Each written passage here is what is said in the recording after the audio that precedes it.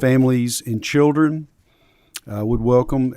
Please ask that you silence your cell phones and members. And are there any guests? Anyone have anyone they want to introduce? Seeing none, Madam Secretary, please call the roll. Senator Deneen. Here. Senator Funky Fromeyer. Present. Senator Girdler. Senator Herron. Here. Senator Meredith. Present. Senator Mills. Senator Webb. Senator Williams. Senator Wise. Present. Vice Chair Mays Bledsoe. Chairman Carroll. Here. We do have a quorum and are duly authorized to conduct business. We will be passing over House Bill 291 today, and we will be moving on to House Bill 479, an act related to dementia training. Representative Derek Lewis, if you would please come to the table with your guests, and if you would each please introduce yourselves for the record, and you have the floor. Thank you for being here. Thank you, Chair and members of the committee. Derek Lewis, State Representative of the 90th District, proudly representing Laurel, Clay, and Leslie counties. I'll let the guests introduce themselves. Adriel Camuel, State Representative for House District 93. It's the south side of Fayette County. Good morning, Mr. Chair and members of the committee. My name is Mackenzie Wallace, and I am the Director of Public Policy for the Alzheimer's Association. Thank you, Chair and members of the committee. This is a very straightforward bill. This deals with dementia training. Before session started, Mackenzie came to my office, and we were discussing dementia rates across the state. And as a whole, for the 65-plus population, on average, it's 10.4% of the population has some form of dementia. And you'll notice here, this is not a partisan bill because dementia is not partisan. This is a free training with no cost to the state, but I do think it's a very important training. That is the bill. I will let my guest, if you want to give a little bit of your background on it. Thank you very much. And members of the committee, thank you all for letting me be here, Mr. Chairman. 479 is a bill that is, it's very personal to me. I've got all kinds of notes to write down, but I think probably the best thing to do is to just talk about what my story is. 10 to 15 years ago, we noticed a dramatic change in my father's behavior, and we didn't quite understand what was happening. He received a diagnosis, but we're not convinced that that was actually accurate. And then several years later, he is now no longer safe to live on his own. He does have dementia. He's living in assisted living. But on top of that, because dementia and Alzheimer's is not just one disease, my father-in-law is also living with Lewy body dementia. Learning for the individual with dementia, obviously it's such a horrible disease, and it's a disease where we tell our loved ones goodbye twice, as the disease progresses. And learning to understand it, the changes in the memory, behavior, processing, it's overwhelming for the family members and the caregivers. And what we also learned is navigating the healthcare system to secure even basic needs is incredibly challenging. I'm lucky that I've got 3 sisters and a mother who were able to help care for my father until he needed to go into assisted living. And as Rep. Lewis said, dementia doesn't discriminate between political parties. It's not geographically located. It's rural, it's urban, it's wealthy, it's poor. It hits everybody.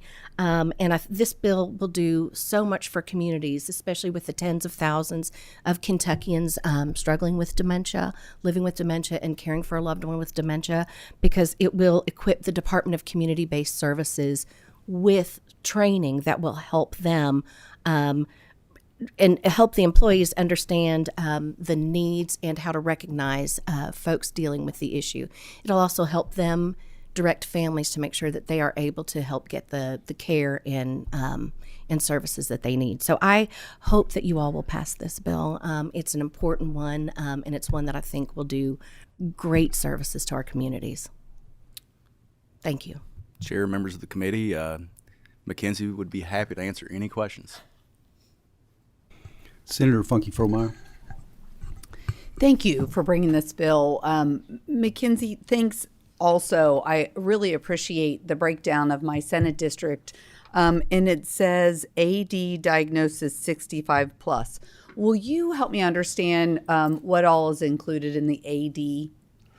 Yes, absolutely. Thank you, Senator, for your question. So where that data comes from, and I provided it for all members of the committee, and essentially what that breakdown is the Adult Protective Service data for the counties that encompass your Senate district. So you can see the amount of referrals that are coming through and the median age group that are coming through. And then when you look down lower, those numbers that you're speaking of, Senator Funky Fromeyer, those are individuals age 65 and older with, and that AD stands for Alzheimer's or other dementia.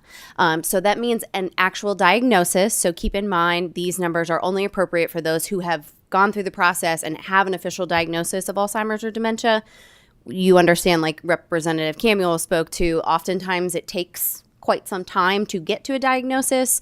So utilizing a variety of different data points, including Medicare fee-for-service and census data, is where the association came up with that county level specifics. So 65 plus with a diagnosis, AD being Alzheimer's or other dementia. So follow-up question. Just follow-up. Are you good? Oh, just a follow-up. Go ahead. Okay. When I look at the training, this is a person already diagnosed, but are we also kind of working towards the exercise, the nutrition, and the sleep? The three pillars that we know directly affect your cognitive abilities.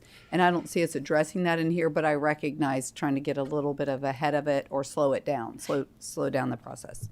Absolutely, yes. So the training in particular, this training is really geared towards our adult protective service workers, and it's focused mainly on just kind of supplementing what APS workers already do with recognizing abuse, neglect, and exploitation, but adding that dementia-specific element because there can be a lot of subtle nuances. As an overall goal, we are 100% committed to exactly those things that you're talking about, advancing Alzheimer's and dementia through the mechanism of public health. And that includes things like what's good for your body is good for your brain. What's good for your heart is good for your brain. So stay tuned on that too, because the state is actually working on a federal grant from Congressman Brett Guthrie that addresses those exact kind of issues, looking at Alzheimer's and dementia through public health.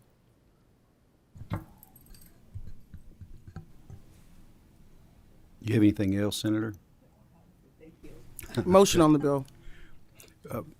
We do have a motion. One more question before we take a vote. Senator Deneen. Thank you, Mr. Chairman. I want to thank you for bringing this bill. Just 3 weeks ago, I did lose my father, who suffered in the last 8-9 months of really struggling with the onsets of dementia. And it was it's very important that our workers out there are trained, and it's so important and valuable to the families that see these changes and many times are confused on how to go about getting services or the process of which takes place. It is a timely process, and unfortunately my father passed away before he could be fully diagnosed with dementia, but as family members we all knew. And we sat with him many times over the last 8-9 months and dealing with these issues of remembering things, repeating things, just doing things out of character, financially wise and others. And I think that's this training becomes very important because so many of our loved ones are taken advantage of in their latter years because they are confused at times and dealing with dementia. And so I want to thank you so very much for bringing this bill. Okay, we have a motion from Senator Herron. Do we have a second? We do have a second. Madam Secretary, please call the roll. Senator Deneen. Aye. Senator Funky Fromeyer. Senator Girdler. Senator Herron. Aye. Senator Mays Bledsoe. Senator Meredith. Aye. Senator Mills. Senator Webb. Senator Williams. Senator Wise. Chairman Carroll. Aye. Vote to 6-0. Bill passes with favorable expression. The same should pass on the Senate floor. Congratulations, representatives, and thank you all for being here, and look forward to hearing that on the floor. Thank you, Chair, members of the committee. Next Thank you, Chair, item. members of the committee. Thank you. Next item on the agenda, administrative regs, 921 KAR 00100, proposed. Are there any questions on the regulation? Seeing none, we find this administrative regulation to be reviewed. And then finally, we have half-year block grants. This is in your folder for information only. And I see we do have some representatives from the cabinet. And I'm sure Andrea would be happy to come up and answer any questions you have about the child care block grant. Okay, I don't see any questions, so please read that if you all do have any questions and anything else we need to address on that. No other business on the agenda. Entertain a motion to adjourn. We stand adjourned.